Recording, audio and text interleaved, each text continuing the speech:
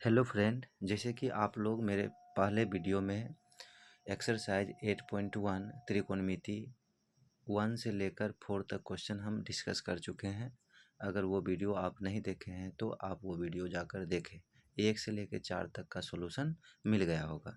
अब चलते हैं क्वेश्चन नंबर 5 पर। क्वेश्चन नंबर 5 क्या कहता है, देखिए। क्वेश्चन नंबर 5 कहता है कि यदि सेक थीटा इक्वल टू 13/12 हो तो अन्य सभी त्रिकोणमितीय अनुपात निकालें। तो सबसे पहले बात, सेक थीटा बराबर कितना है, 13/12। तो सबसे पहले क्या करना होगा, एक समकोण त्रिभुज बनाना होगा। बना लिए। ये ए हुआ, ये बी हुआ, ये सी हुआ, ठीक है। सेक थीटा बराबर क्या होता है, कर्ण बटे आधार, यानी कर्ण का वैल्यू 13 और आधार का वैल्यू 12। तब ये कोण आपको क्या करना होगा, थीटा मानना होगा, ठीक है। तो थीटा के सामने का भुजा क्या हो जाएगा, लंब हो जाएगा। तो लंब हो जाएगा यानी ए बी लंब हो जाएगा। तो हम ए बी निकालना होगा। तो ए बी बराबर क्या होगा, ए बी बराबर क्या होगा, कर्ण स्क्वायर माइनस आधार स्क्वायर, यानी 13 का स्क्वायर माइनस 12 का स्क्वायर। जब हम 13 के स्क्वायर माइनस 12 के स्क्वायर को अंडर रूट करके जो वैल्यू होगा वो लंब निकल जाएगा, ठीक है। तो हम चलते हैं सॉल्यूशन पर। सॉल्यूशन क्या कहता है, तो देख लीजिए। सबसे पहले हम एक ट्रायंगल बनाएं त्रिभुज ABC में, और सी को हम थीटा मान लिए, ठीक है। प्रश्न में दिया है कि सेक थीटा इक्वल टू 13/12, यानी कर्ण बटे आधार। कर्ण का वैल्यू 13 है और आधार का वैल्यू 12 है, ठीक है। और ये कोण थीटा माने हैं, तो ये इसके सामने की भुजा क्या हो जाएगा, ये लंब हो जाएगा। तो हमें ए बी निकाल लेना होगा। ए बी कितना है, तो त्रिभुज ABC में कोण बी बराबर 90 डिग्री, यानी ए बी बराबर, यानी लंब बराबर क्या होगा, फार्मूला रूट अंडर कर्ण स्क्वायर माइनस आधार स्क्वायर, यानी AC का स्क्वायर माइनस BC का स्क्वायर। तो AC का वैल्यू दिया है 13, यानी 13 का स्क्वायर माइनस 12 के स्क्वायर का अंडर रूट, ठीक है। तो देख लीजिए, 13 का स्क्वायर कितना होगा, 169, और 12 का स्क्वायर 144 का अंडर रूट। तो 169 में 144 घट जाएगा तो कितना हो जाएगा, 25, यानी 25 का वर्गमूल 5 सेंटीमीटर। ये इसका मतलब क्या होगा, 5 सेंटीमीटर क्या हो गया अपना, लंब हो गया, ठीक है। तो इतना बात आपको समझ में आ गया होगा। अब देख लीजिए, अन्य सभी त्रिकोणमितीय अनुपात निकालना है, यानी sine theta, cos theta, tan theta, cot theta, cosec theta और सेक थीटा, सभी को बारी बारी से निकालना होगा। तो चलते हैं, निकालते हैं। सबसे पहला sine theta. Sine theta equal to क्या होता है, लंब बटे कर्ण। तो इसमें देख लीजिए लंब का वैल्यू कितना है, ये कोण थीटा के लिए लंब का वैल्यू कितना है, 5, और कर्ण का वैल्यू 13, यानी 5/13। पहला जवाब हो गया। अब चलते हैं कॉस थीटा। कॉस थीटा क्या होगा, आधार बटे कर्ण। तो आधार का वैल्यू 12 और कर्ण का वैल्यू 13, यानी 12/13। अब चलते हैं टेन थीटा निकालते हैं। टेन थीटा इक्वल टू लंब बटे आधार होता है। लंब का वैल्यू 5 और आधार का वैल्यू 12, ठीक है। यहाँ तक आपको समझ में आ गया होगा। अब चलते हैं आगे, देखते हैं।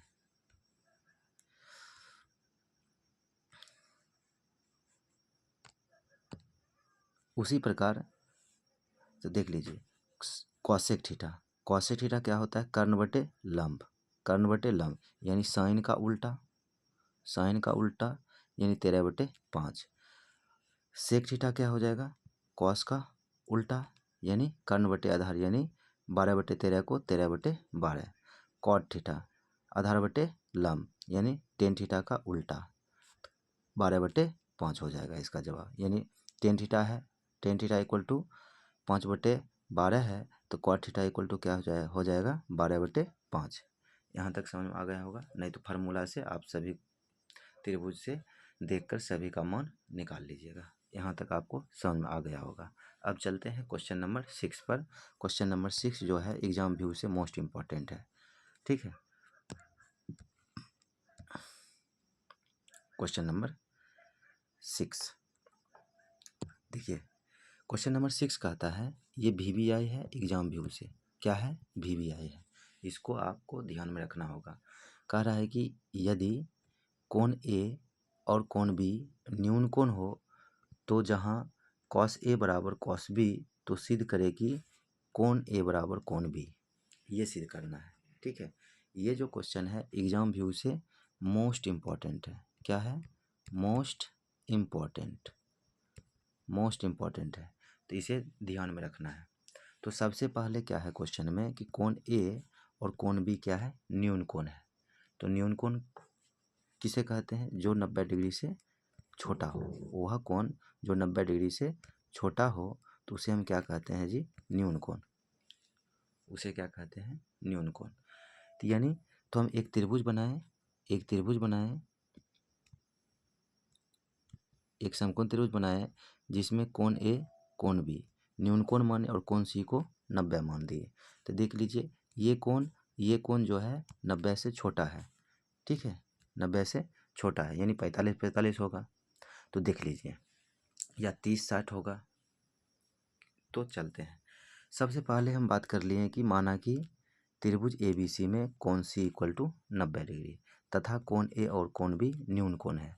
तो सिद्ध करना है कि कोण A बराबर कोण B। ठीक है, और प्रश्न में दिया है कि cos A बराबर cos B है। तो प्रश्न से cos A बराबर cos B। ठीक है, तो cos थीटा होता है आधार बटे कर्ण कोण A के लिए, फिर cos B इक्वल टू आधार बटे कर्ण कोण B के लिए। तो हम चलते हैं कोण A के लिए cos A लिखते हैं। तो कोण A के लिए cos A तो लिखते हैं आधार बटे कर्ण। तो कोण A के लिए आधार कौन होगा? AC। ठीक है, तो आधार AC बटे कर्ण AB। ठीक है, और कोण B के लिए cos B लिखना है आधार बटे कर्ण। तो कोण B के लिए आधार हो जाएगा BC और कर्ण हो जाएगा AB। ठीक है, तो BC बटे AB। तो AB से AB खत्म हो गया तो क्या बचा जी? AC बराबर BC। क्या बचा? AC बराबर क्या बचा? AC बराबर BC। AC बराबर BC बच गया।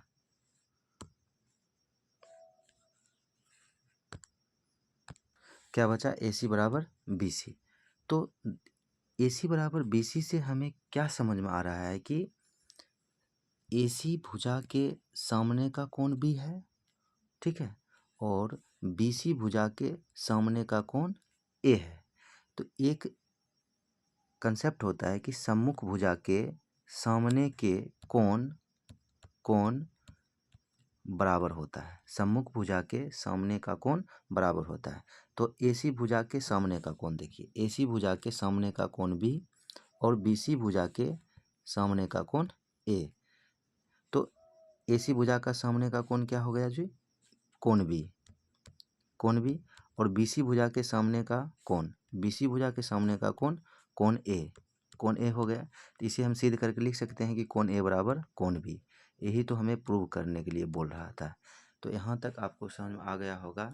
तो इस चैनल को शेयर करें और सब्सक्राइब करें।